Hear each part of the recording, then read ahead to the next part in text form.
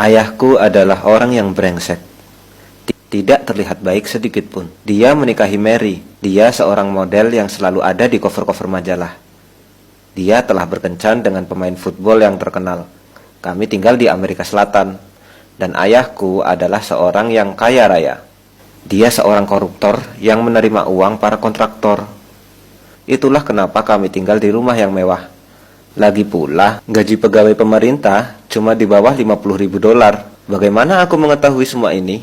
Ayahku yang menyatakannya sendiri. Dia bahkan mencoba membuktikannya kepadaku. Dia berkata, kalau aku bisa membuat uang seperti ayahku. Lalu aku menolaknya dan berkata, banyak orang menderita karena koruptor sepertimu. Tentu saja dia menjadi marah dan berkata kalau seharusnya aku bersyukur karena mendapatkan semua ini. Aku tidak peduli dengan itu. Korban sebenarnya adalah Mary. Setelah menikah dengan ayahku, dia selalu memperlakukan Mary dengan buruk. Ayah membuatnya terlihat seperti pembantu dan selalu menyuruhnya untuk membersihkan rumah dan mencuci piring.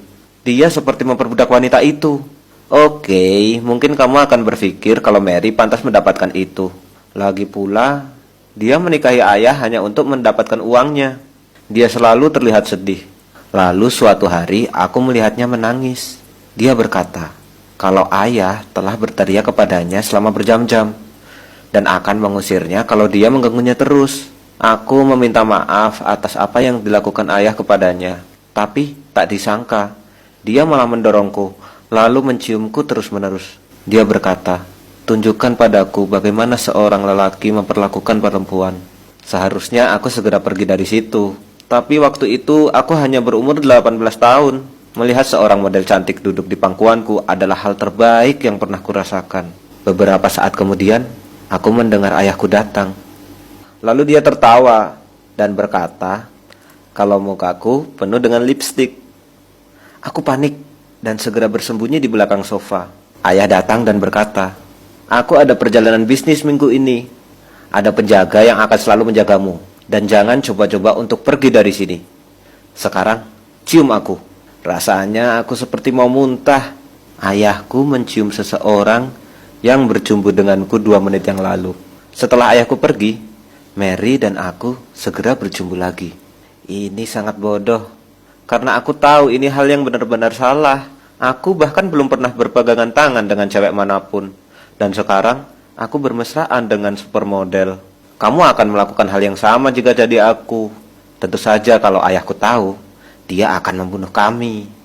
Tapi aku gak bisa melepas pelukanku ini. Tidak terasa ini telah terjadi berbulan-bulan.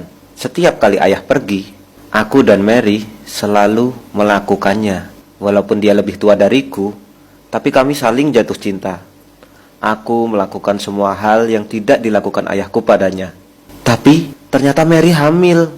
Ayahku tidak menyadarinya karena dia selalu melakukan perjalanan bisnis. Tentu saja, Mary tidak mengatakan kepada ayahku. Dia bilang, itu adalah bayi ayahku.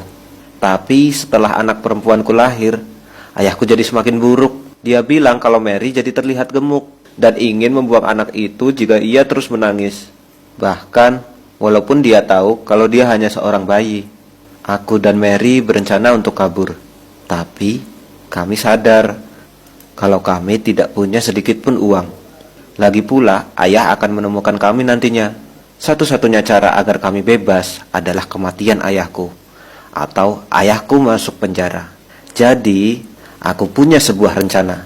Aku berkata kepada ayah, kalau aku mau untuk ikut bisnisnya. Dia sangat senang dan tidak pernah sebangga ini denganku. Beberapa minggu kemudian, aku mengikuti rapat dengan beberapa perusahaan. Aku benar-benar kaget dengan jumlah uang yang mereka bahas. Banyak sekali uang yang akan mereka buat.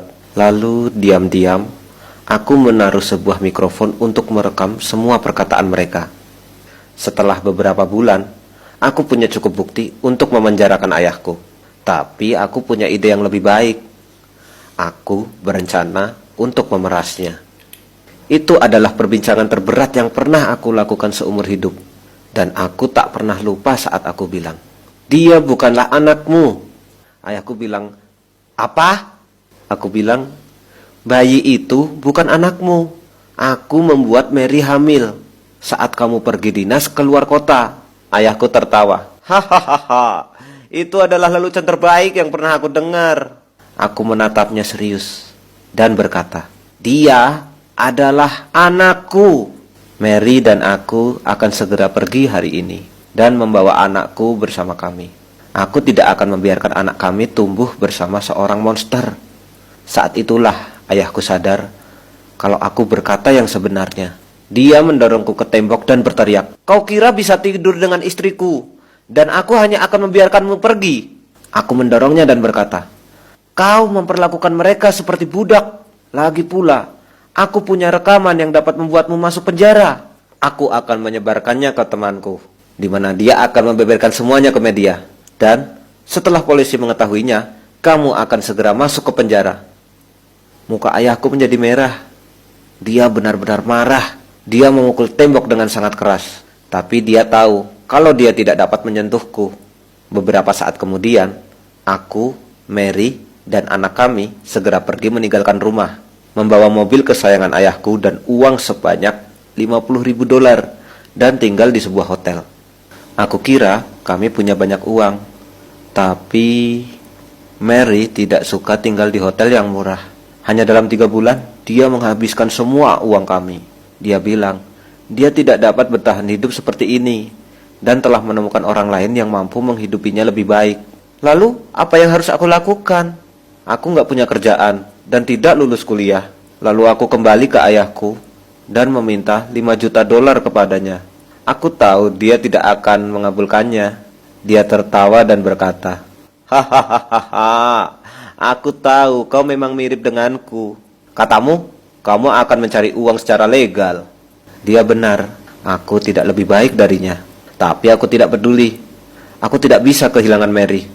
Lalu aku bilang, aku tahu kamu punya uang. Berikan padaku. Ayahku berkata, besok aku akan memberikan uangnya padamu. Tapi kamu harus berjanji tidak akan meminta uang lagi. Lalu aku bilang, oke, aku berjanji. Ya ampun, ini benar-benar berhasil. Lalu dia memberikan uang kepadaku, dan aku dapat membelikan semua yang diinginkan Mary lagi. Kami pindah ke hotel yang lebih mewah, dan kami merasakan kebahagiaan beberapa waktu. Lalu beberapa bulan kemudian, aku melihat sifat asli Mary. Dia benar-benar hanya peduli dengan uang. Tapi tetap saja, dia adalah wanita paling cantik yang pernah aku lihat. Namun, dia tidak bersikap seperti selayaknya seorang ibu. Suatu hari, kami bertengkar hebat. Aku melihatnya berpakaian seperti gembel, dan aku tidak mau mengajaknya keluar seperti itu. Memangnya ini terlihat menyenangkan, tinggal seumur hidup dengan seorang bocah sepertimu. Malam itu, aku tidur di sofa, dan saat aku bangun, dia telah mencuri semua uangku. Dia meninggalkan anak kami sendirian, tapi tidak sedikit pun uang untuk merawatnya. Aku nggak punya pilihan lain selain kembali ke ayahku dan meminta lebih banyak uang. Saat aku melihatnya, dia berkata, kau berjanji untuk tidak meminta uang lagi. Aku bilang, aku tidak peduli. Mary mencuri semua uangku. Beri saja aku $1 juta dan itu cukup untukku. Ini adalah hal terakhir yang akan kuminta darimu. Dia memperingatkanku, ada konsekuensi untuk hal ini. Aku tidak tahu apa yang dia maksud, tapi aku nggak peduli. Aku membawa semua uang itu dan segera kembali ke hotel. Tapi, suatu hari ketika aku akan menjemput anakku ke sekolahnya, gurunya berkata, kalau ibu dan kakeknya telah menjemput anakku. Aku benar-benar khawatir. Lalu, beberapa saat kemudian, aku menerima pesan dari ayahku. Dia berkata, pulanglah, kita harus bicara. Aku tidak mau pergi, tapi aku harus memastikan anakku baik-baik saja. Saat aku datang, ayahku sedang menidurkan anakku di pangkuannya. Anakku terlihat tidur dan baik-baik saja. Ayahku berkata, anakku, keadaan telah membaik. Aku tidak akan bermain denganmu lagi. Anak dan istrimu akan pergi jauh darimu. Mereka akan selamat selama kamu tidak menyebarkan rekaman itu. Aku memohon kepadanya, jangan ambil anakku. Aku ingin hidup dengannya. Aku akan mengembalikan $1 juta itu jika kamu membiarkanku hidup dengannya. Lalu ayahku bilang, kamu beruntung karena dia akan hidup, dan kamu masih dapat melihat mereka 1 tahun sekali. Aku melihat anakku yang tertidur, dia benar-benar cantik. Aku ingin memeluknya dan tidak membiarkannya pergi, tapi aku tidak punya pilihan lain. Jadi aku kembali ke hotelku. Aku sadar, kalau aku punya uang 1 juta dolar dan benar-benar bebas di dunia ini, hidup tidak seburuk itu. Walaupun aku sangat merindukan mereka. Lalu aku selalu minta maaf kepada ayahku sampai beberapa bulan kemudian, berharap dia akan merubah pikirannya. Tapi dia tetap tidak mau. Sudah lama sejak aku tidak bertemu dengan anakku. Dia sudah tidak mengenaliku lagi saat pertama ku jenguk dia. Kami mengambil banyak sekali foto, tapi dia terlihat sedih. Melihatnya seperti itu membuatku patah hati. Dia harus mendapatkan hal yang lebih baik dari ini. Aku benar-benar depresi memikirkan hal ini. Sejak aku tidak dapat menggunakan rekaman itu, satu-satunya solusi yang aku temukan adalah membuat ayahku mati. Aku tidak berkata kalau mencoba untuk merencanakan kematiannya. Dia selalu dikelilingi oleh penjaga, orang-orang berseragam tentara. Aku tidak memiliki kesempatan sedikit pun. Tapi suatu hari, seseorang telah membunuhnya. Tentu saja pelakunya bukanlah aku, tapi ini benar-benar menyelesaikan permasalahanku. Aku mendapatkan kembali anakku dan semua uang milik ayahku. Satu-satunya orang yang tidak mendapatkan apapun adalah Mary.